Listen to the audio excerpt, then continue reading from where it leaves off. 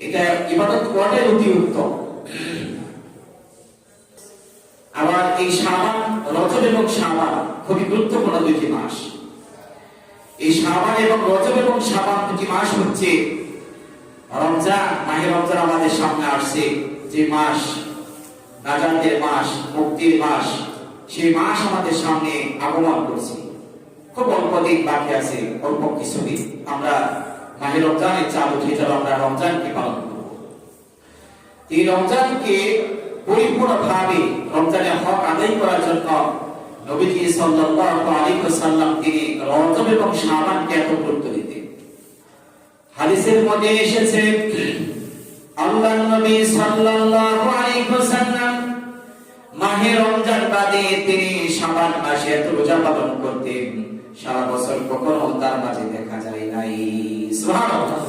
রমজান বাদে এত বেশি রোজা পালন করতেন এই শাবান মাসে। প্রস্তুতি নিতেন, এতটা প্রিপারেশন নিতেন, প্রস্তুতি নিতেন যে এটা ভাষায় প্রকাশ করা যায় না। সাহাবায়ে কিরাম নবীজিকে দেখে তারা প্রস্তুতি গ্রহণ করতেন।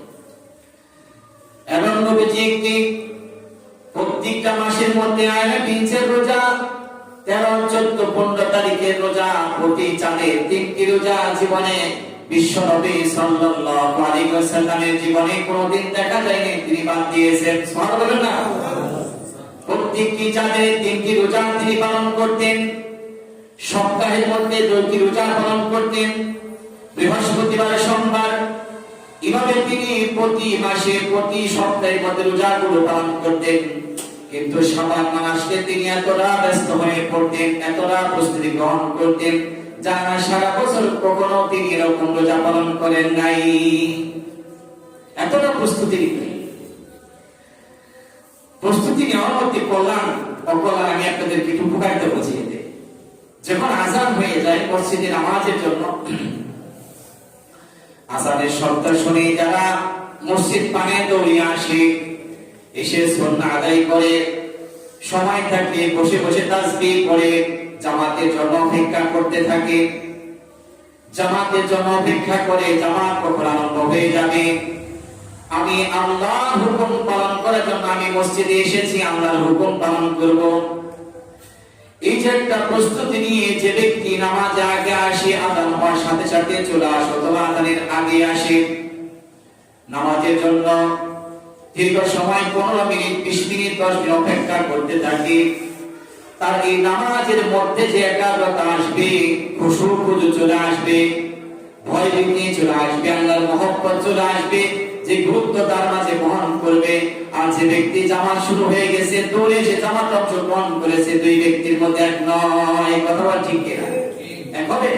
কখনো এক হবে না।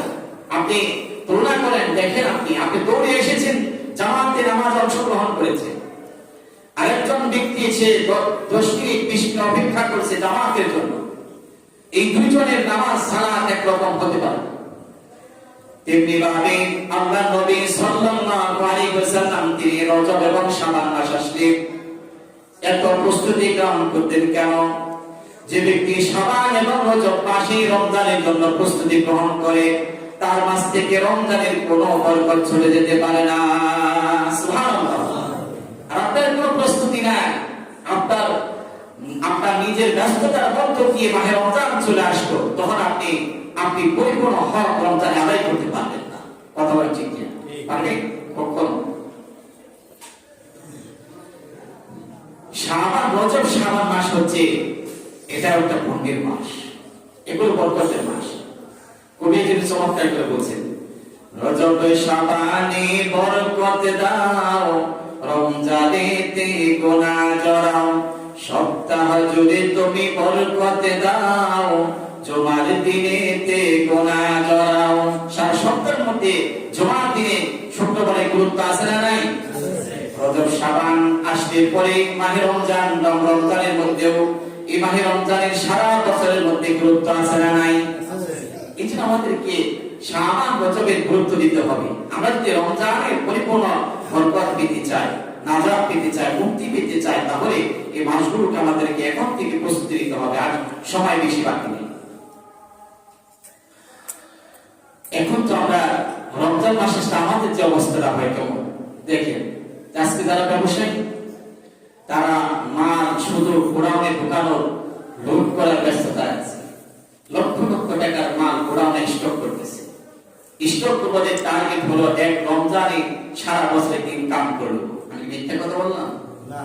আপনি খোঁজখবর নিয়ে দেখেন বিভিন্ন ব্যবসায়ী যারা নিজের পুঁজি শেষ অন্য জায়গা থেকে হাওলাত করে লোন কিনে নিয়ে মাল স্টক করতেছে, শুধু তারা ব্যস্ত। এই ব্যস্ততার মধ্যে তাদের ঈদের দিন পর্যন্ত ব্যস্ত চলে যায়, তারা রমজান কখন আসলো এলো বুঝতেই পারে। ঠিক তেমনি ভাবে আয়ের শ্রেণী মানুষ তারা মাহে রমজান আসতে কেনাকাটার মধ্যে ব্যস্ত হয়ে পড়ে।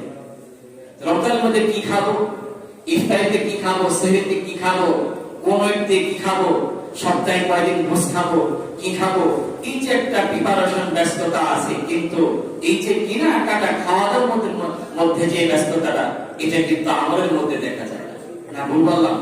রাগ করেছেন আপনারা? সত্য বলছি না মিথ্যা বলছি? দেখবেন যে এই যে সামনে কোন বিক্রি আছে না, দেখবেন হাটে বাজারে রমজানের জন্য কি কেনাকাটার প্রস্তুতি মানুষ। কিন্তু রমজানের মধ্যে রমজান অপেক্ষা করেছে কেনাকাটার ব্যস্ততা। হ্যাঁ, এটা ভালো, আমি মনে করি, আমি অস্বীকার করছি না, ভালো। তবে আপনি এই আনুপাতিক হারে যে পরিমাণ আপনি খাবার দাবারের ব্যাপারে আপনি যে প্রিপারেশন নিচ্ছেন, সেই পরিমাণ প্রিপারেশন আপনাকে রমজানকেও নেওয়া দরকার। কথা বলছি, যদি নিতে পারেন তাহলে কল্যাণ লাভ করতে পারবেন। আর যদি খাওয়া দাওয়ার ভুল হয়ে যায় তাহলে তো আপনি রমজান আসতে গেলে আপনি কোনো উপকার কল্যাণ এখান থেকে আপনি পেতে পারবেন। আমাদেরকে আল্লাহ তাআলা সঠিক প্রস্তাব করে বলি আমি। তাহলে আমি শাবানের মধ্যরজনী সম্পর্কে আপনাকে বলতে গিয়ে চলে যাচ্ছি। শাবানের মধ্যরজনী যে একটা হাদিস দুর্বল থাকলেও অনেকগুলো হাদিস রয়েছে, যে একটা হাদিস আপনাদেরকে শোনায়। শাবানের মধ্যরজনী সম্পর্কে আল্লাহর নবী সাল্লাল্লাহু আলাইহি ওয়াসাল্লাম বলেন, في هذه الليلة يعني ليلة النصف من شعبان أن يكتب كل مولود بني آدم في هذه السنة وفيها أن يكتب كل هالك من بني آدم في هذه السنة وفيها ترفع أعمالهم وفيها تنزل أرزاقهم। আল্লাহ নবী বলেন, শাবানের মধ্য রজনীতে এই বছর যত আদম সন্তান জন্মগ্রহণ করবে, যত আদম সন্তানগুলো দুনিয়া থেকে বিদায় হবে, তাদের নামের একটি তালিকা লিপিবদ্ধ করা হয়। আর সারা বছর যত বান্দা বান্দীরা আমল করছে, যত সওয়াব অর্জন করে, তার এই সওয়াবগুলো নেকগুলো আমলগুলো আল্লাহর কাছে লিপিবদ্ধ করা হয়। বলেন সুবহানাল্লাহ। লাইলাতুল নিসফি মিন শাবানে আমলগুলো আল্লাহর কাছে পেশ করা হয়, আপনার কাছ থেকে আমলগুলো নেওয়া হয়। কি পরিমাণ আমল আপনি বছর করেছেন, এখন আপনি আমলগুলো আল্লাহর কাছে পেশ করবেন। যখন আমি আপনাদের উদাহরণ চলেন পরে বোঝানোর ক্ষেত্রে এক্সাম দিচ্ছি আপনাদেরকে, যখন একজন আসামিকে হাকিমের সামনে তাকে তার গুনাহগুণ, তার অন্যায় ন্যায়ের কথা তুলে ধরা হয়, তার বিচারে কার্যালয়ে যখন তাকে দাঁড় করানো হয়, সে আসামি একটু প্রিপারেশন নেয় না যে আজকে তো আমার ডেট, আমাকে শোনানি হবে, আমি তো অন্যায় করছি, ভালো করছি, মন্দ করেছি, আমার সেই কার্যগুলো আমার হাকিম বিচারক তিনি শুনবেন, জানবেন। আমাকে সে প্রস্তুতি নিতে হয় না, তার সামনে কথাগুলো সে উপস্থাপন করতে হয়, তার আমলনামা পেশ করা হয়। আপনি যে আপনার আমলনামাগুলো আল্লাহর কাছে পাঠাবেন, পেশ করবেন, সেটা কিভাবে পেশ করা উচিত আপনি একটু চিন্তা করুন। এই জন্য আল্লাহর নবী সাল্লাল্লাহু আলাইহি ওয়াসাল্লাম বলেন, শাবানের মধ্য রজনী যেন তারা এই রাত আমল করে জাগ্রত হয়, আর ওই দিন যেন রোজা পালন করে। সুবহানাল্লাহ বলেন না? আমল করে এবং রোজা পালন করে।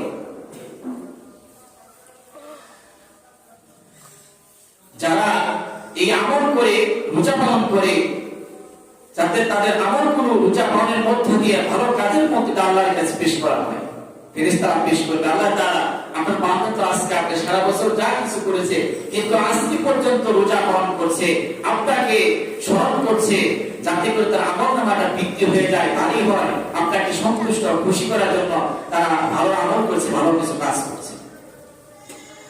আমাদেরকে আল্লাহ তাআলা তার কাছে আমল পেশ করার, ভালো কাজের মধ্য দিয়ে, নেক কাজের মধ্য দিয়ে পেশ করার জন্য তৌফিক দান করে আমিন।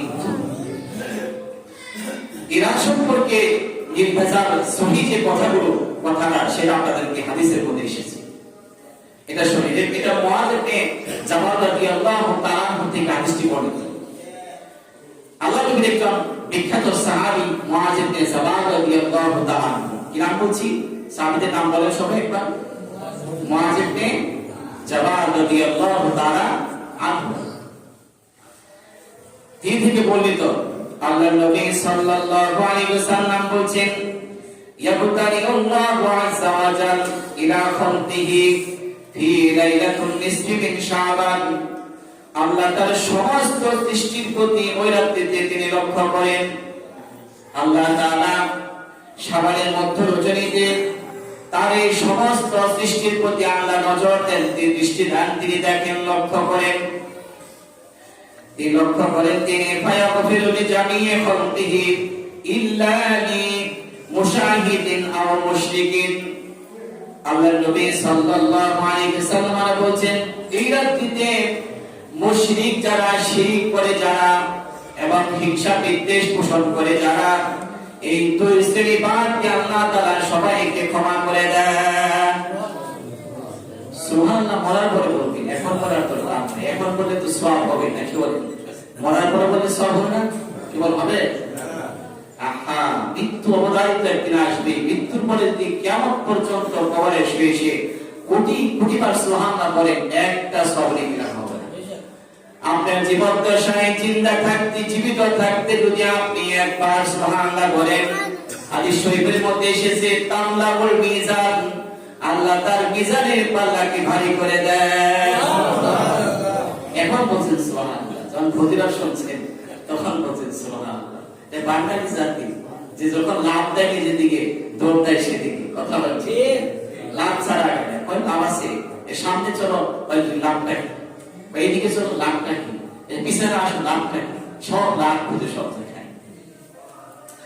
আল্লাহ আমাদেরকে সঠিক বুঝদান করুন। আপনি আপনার জীবন দশায় জীবিত থাকতে যত ভালো কাজ করবেন, যত বাক্য উচ্চারণ করবেন, প্রতিটি বাক্যে